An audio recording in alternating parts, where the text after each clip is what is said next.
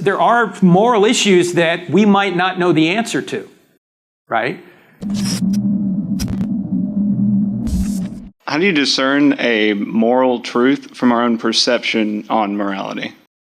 A moral truth from our own perception on reality.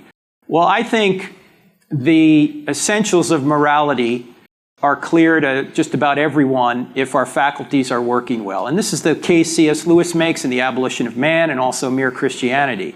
So we shouldn't murder, we shouldn't steal, all these things that say the Ten Commandments talks about, particularly the second table. That everyone knows that regardless of whether they're religious or not. They know it, they just can't justify it unless God exists.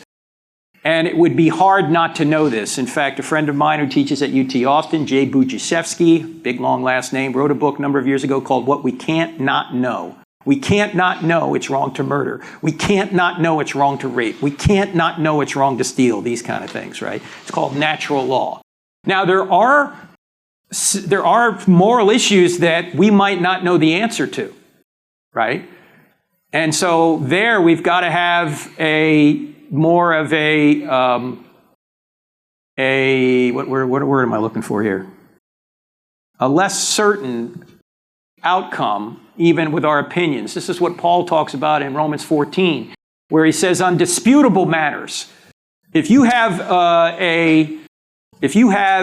a conviction on something on a disputable matter, don't put that conviction on someone else. A couple of things he talks about in his day in Romans 14 are eating meat sacrificed to idols and drinking wine. If you think it's okay to do those things, fine, you can do it, but don't impose your will on someone else, and vice versa. If the other person thinks that's not good for them, they shouldn't try and impose that standard on you. So there are disputable matters. But on the big issues, I think everybody's quite clear on. Now, sometimes we don't want to be clear on it. Sometimes we want to suppress the truth to go our own way. But everybody intuitively knows on the big issues what's right and what is wrong.